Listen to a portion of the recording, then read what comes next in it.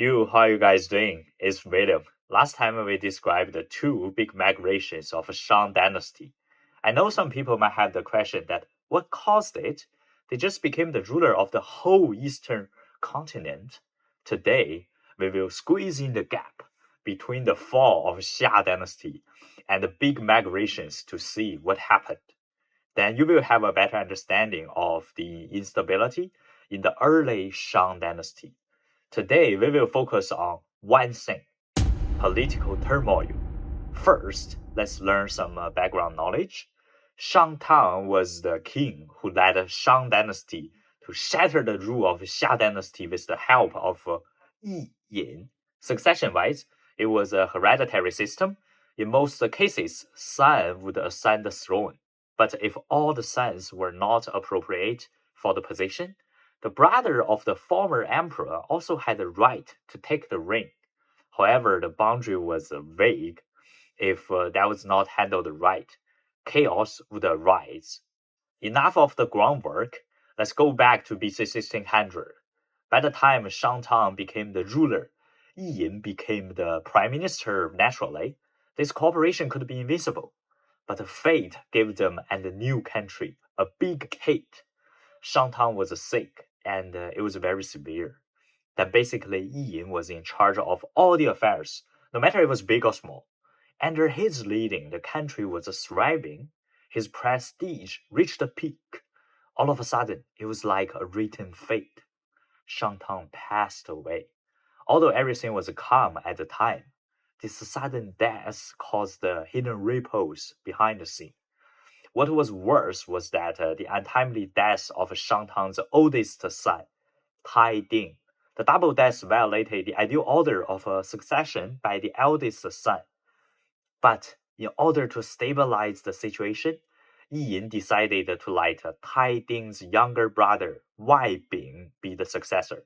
Tragically, Wai Bing died after sitting in the throne for only 3 years. And this wasn't over. Zhong Ren, the youngest son of Shang Tang, passed away after being the monarch for 4 years. In just 7 years, it was like a curse. Shang Dynasty lost three monarchs, causing turmoil in the court and unrest among the people. At this point, the key was who should be the next emperor. As the founding hero who helped overthrow Xia Dynasty, Yi Yin had held the position of a prime minister for a long time, wielding great power in the court, and became a core figure in the dynasty's power structure. In order to consolidate the rule of Shang Dynasty, Yi Yin decided to let the eldest grandson of Shang Tang to sit in the throne.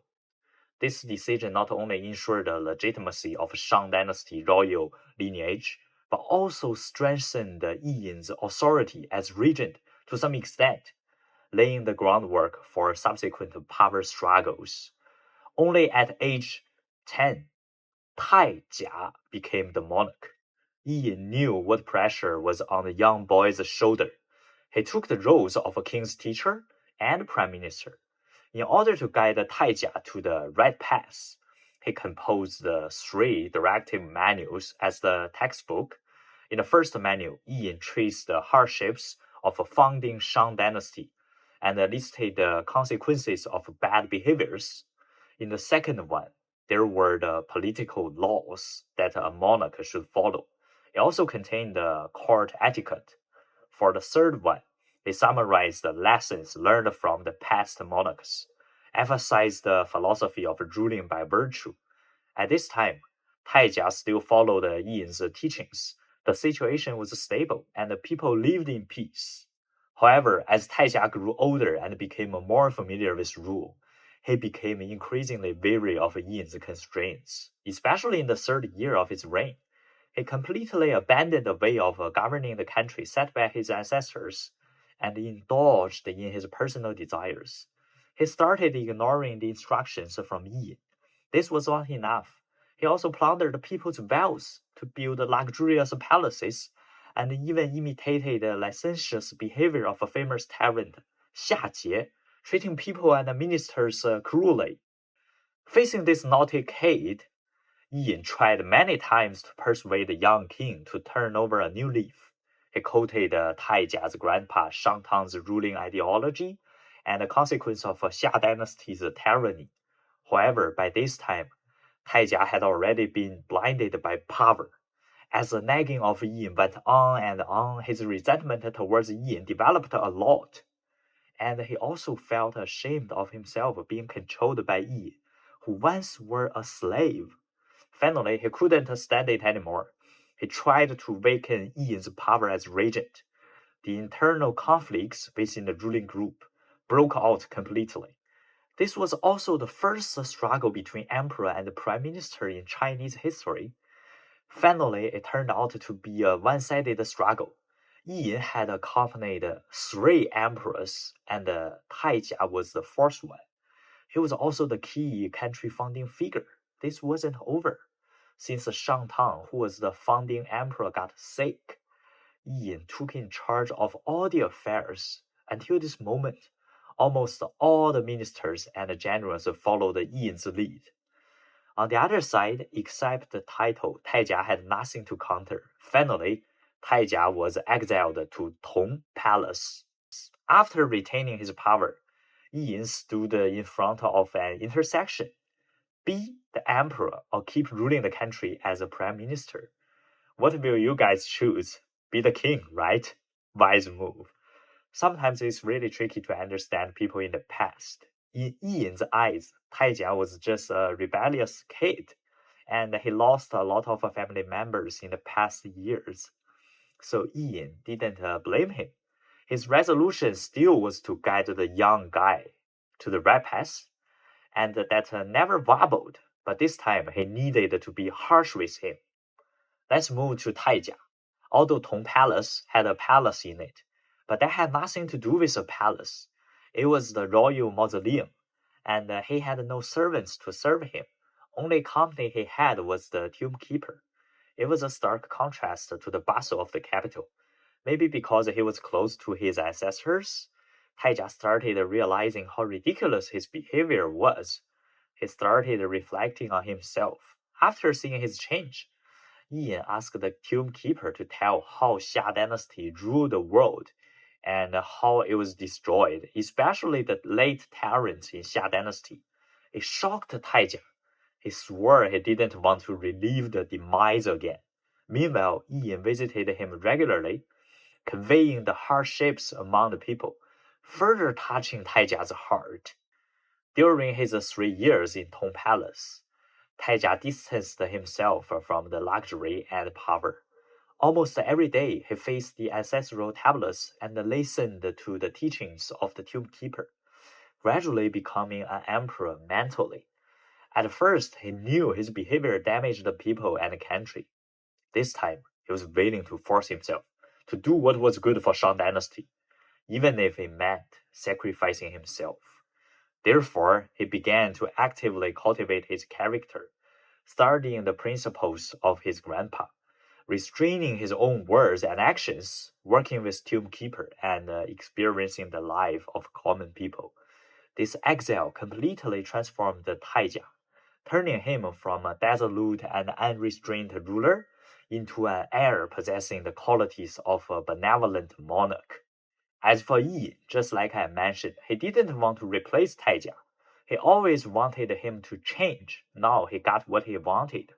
Through 3-year observation, he knew that the time had come. He went to Tong Palace to take Taijia back to the court and return the throne back to Taijia. In the handover ceremony, Taijia thanked Yi Yin's help, hoping that Yi Yin can still be his teacher and his second hand. Just like that, the struggle ended in a peaceful way. After getting the power back, Taijia kept his promise, showing a completely different ruling style. Politically, he abolished strict punishments, valuing the talents, always being humble. He also further clarified the responsibilities of the ministers from different levels. Economically, levies were reduced to let the common people have a break. The government also provided subsidies for farmers to encourage agriculture. This time, Taijia also ordered to build amenities to better people's living standard. Diplomatically, he strengthened the rapport with loyal tribes. For adverse tribes, he used a mild approach, aiding them when they were in trouble. Gradually, most of the tribes submitted to him. The border was secured. Taijia ruled for 23 years. Under his rule, Shang Dynasty's political system became stable. Economy prospered rapidly. People lived in peace and happiness. After Taijia, Shang Dynasty went through the reigns of two monarchs, Ding and Taigeng. The transfer of power was relatively stable, but after Taigeng's death, his three sons, Xiaojia, Taiwu, and Yongji, succeeded him as kings in turn. This brother succeeding brother method of succession disrupted the system of primogeniture and sowed the seeds of future political instability. During Yongji's reign, Shang Dynasty's rule fell into decline. On one hand, the brother succeeding brother led to intensified power struggles within royal family and a decrease in cohesion of the ruling group. On the other hand, Yongji's mediocrity made it impossible to stabilize the situation. Ultimately, the tribes rebelled one after another. Shang Dynasty entered another low point. This was also the immediate reason causing the two subsequent capital migrations. The restoration of Taijia and the fall in Yongji's reign as critical stages in the early Shang Dynasty had a profound impact on later generations. From Taijia's change, we saw the practice of never too late to get it right. Succession-wise, this period exposed the drawbacks of a system where both succession from brother to brother and the succession from father to son coexisted, prompting a gradual transition towards a system of primogeniture which provided institutional stability for the country. Okay, that's it. Thank you for your time. If you are interested in the later history, stay tuned and see you next time. Cheers.